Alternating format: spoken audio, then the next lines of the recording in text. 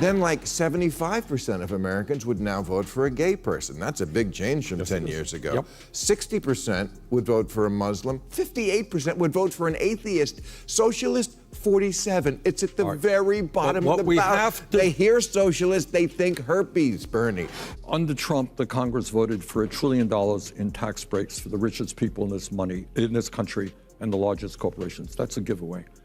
We just increased military spending with very little discussion, I don't know if you know this, by $80 billion. Military industrial complex. Including the Democrats. Pardon me? The Democrats vote for it too. Yes, absolutely correct.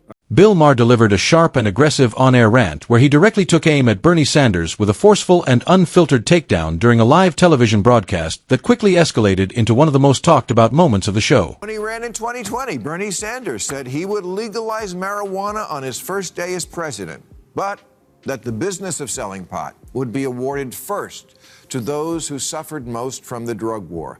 And you know what? I can't argue with that instinct. The drug war has been a horrendous instrument of prejudice and punishment for racial minorities, so it seems fair that they jumped the line for weed franchises the way Indians did for casino. But it's also what's holding up Republican support for legalizing weed nationally, which would be good for everybody. And these are the hard, practical choices the Democrats have to weigh. Redress the past, or reach out to the gettable white voter who says, you know what, I'd like a shot at getting in the pot business. Bernie Sanders has been dominating the news cycle recently with his strong push for a socialist-style agenda, and Bill Maher is clearly not holding back in response.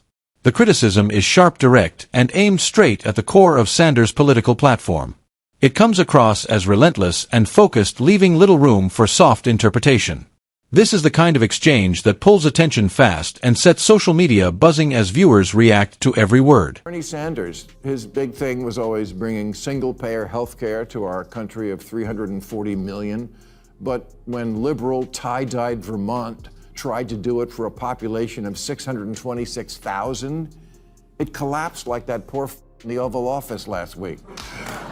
Bernie, AOC, Mandani are not Democrats. They'll be the first to tell you that. They're democratic socialists, and that's a very different thing, and I don't think people know that. Here Bill Maher is not focusing on Bernie Sanders simply talking about marijuana legalization in the event he reaches the White House, but instead he is targeting the broader strategy behind it, and the way it is being framed. Sanders' reported approach to give priority to Latinos for early access into cannabis business ownership has sparked strong criticism, especially from Republican voices who call it risky and politically driven. Critics argue that it could create unintended consequences and even strengthen already existing illegal markets. Regardless of whether that claim holds up or not, Maher's response goes in a different direction. He is mocking what he sees as identity-first policymaking taking over practical decision-making instead of supporting a controversial rollout. He argues for a more neutral system that avoids racial preference entirely and focuses on fairness and competence rather than selecting groups based on identity. Move toward a Medicare for all single-payer program, which guarantees health care to all people. It would cost a lot of money. That's true. But what they forget to tell you is it would be much more cost-effective than the dysfunctional system we have right now, which is the most expensive per capita on earth. But it couldn't even work in your home state of Vermont. They were going to institute it, and the governor said, it's going to cost too much money. We just can't do it. It would be the entire budget. No, well... That's true. Well, I'm not the governor of the state of Vermont. I'm the senator from the state of Vermont. Bill Maher then shifts his focus to Bernie Sanders' push for a single-payer healthcare system and does not hold back in his criticism. He takes a sharp, skeptical tone, questioning the practicality of the proposal and pointing to its troubled history in Vermont, a state often seen as politically aligned with progressive reform. Even in what should have been a favorable testing ground with a smaller population and supportive leadership, the plan ultimately ran into serious financial pressures and structural challenges. For Maher, that outcome is not just a minor setback but a central warning sign. He uses it to argue that if a policy struggles to survive in a controlled and relatively cooperative environment, it raises serious doubts about how it could function on a national scale across a country as large and complex as the United States. The point he drives home is that while sweeping socialist-style policies can sound appealing in theory, they often face major obstacles when confronted with real-world implementation and economic realities. Then the question is, Bill, you tell me, why is it that every other major country on earth, I will every tell you why. Because they control both ends of it. If you're saying that the government is going to pick up the tab, but not make the insurance companies, the hospitals, and the doctors not gouge people, right, then we are going to break the budget. It has to work both ways. Exactly. And okay, so then but here's an example. So you're going to make the hospitals do that? You're going to because that is the United socialist. States is the only major country on earth that allows private insurance companies to make huge profits in the healthcare system. Right. The function of healthcare should be to provide quality care to all people, not to make huge profits of the drug companies and insurance companies. This is where critics say the argument starts to carry a layer of irony. Vermont, a small progressive state and effectively part of Bernie Sanders' political base, once explored a single-payer healthcare system but ultimately abandoned it after concluding the costs would be significantly higher than its existing framework. For skeptics, that episode remains a lingering contradiction in the debate. They question how a model that struggled in a relatively small, politically aligned state with a modest population could realistically be scaled to fit the entire United States. That question keeps resurfacing in the broader discussion.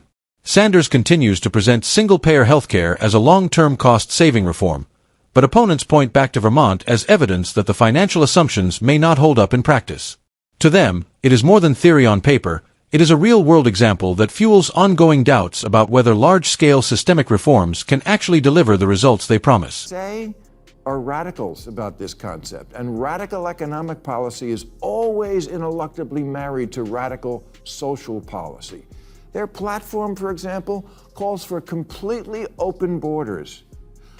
They're for what Biden was doing, but more. You think you're going to win an election on that? This just seems like more extremism at a time when Americans are begging both parties, please, could just one of you act normal? That is one of the hardest questions surrounding any free or single-payer healthcare model, because even if the government guarantees coverage, it does not automatically eliminate the incentive for private hospitals, pharmaceutical companies, and other providers to maximize profits within the system. Critics argue that without strict cost controls and strong enforcement, providers could inflate prices, overbill services, or encourage unnecessary treatments, which could drive overall costs far beyond initial projections. In that scenario, what begins as an effort to reduce the financial burden on citizens could gradually turn into a more bloated and inefficient system that ends up costing more than the current one. Governments would then be forced into difficult decisions such as raising taxes, cutting services, or tightening regulations in ways that might affect access or quality of care. The concern is ultimately about incentives, and whether a system designed to make healthcare more affordable could unintentionally create conditions that make it even more expensive for taxpayers in the long run. Defund the police or military in the streets. Either MAGA's crypto crony capitalism or city-run grocery stores.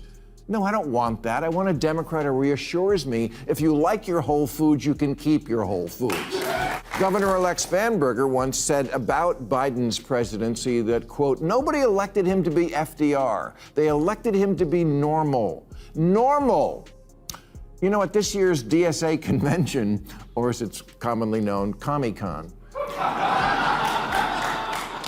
get this, you had to submit a photo of a negative COVID test to get in.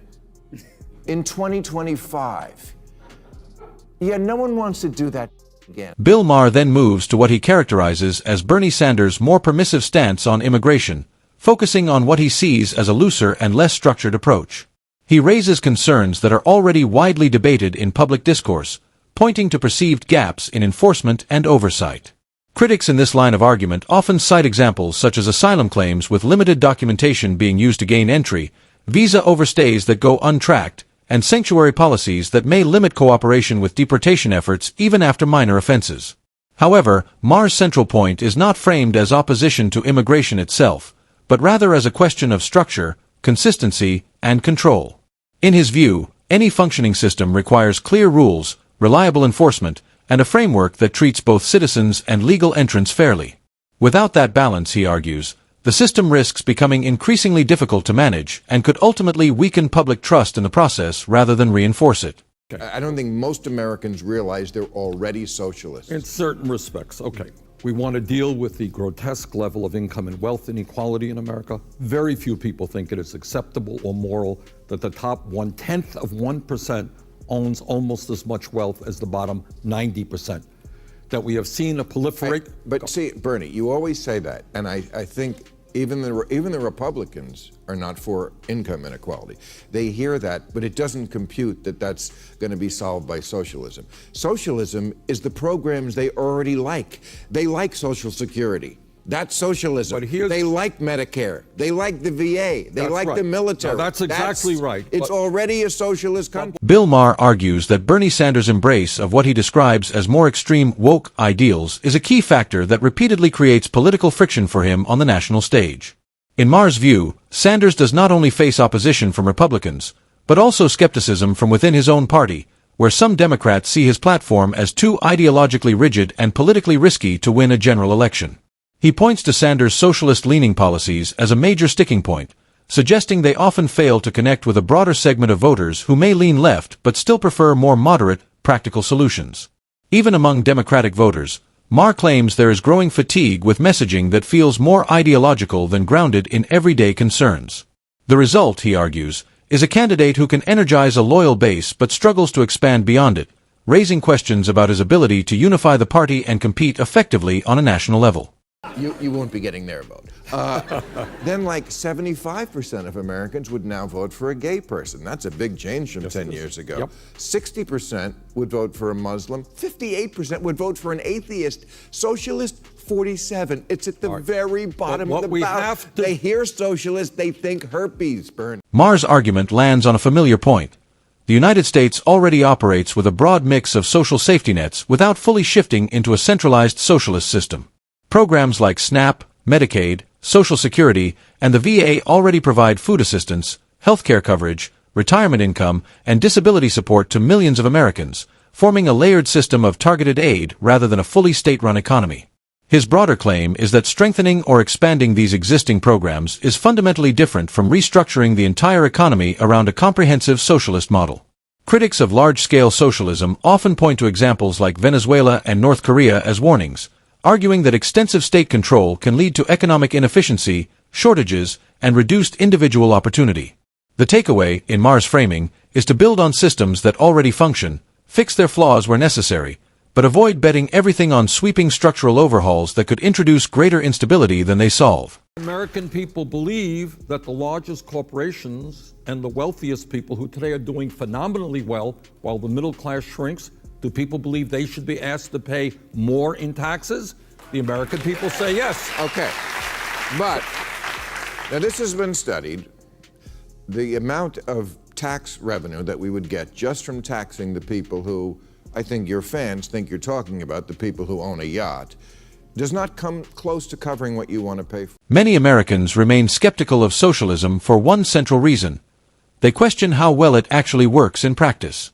On paper, it offers an appealing vision of fairness and equality, with the promise that everyone's basic needs will be covered. However, critics argue that real-world outcomes often look very different.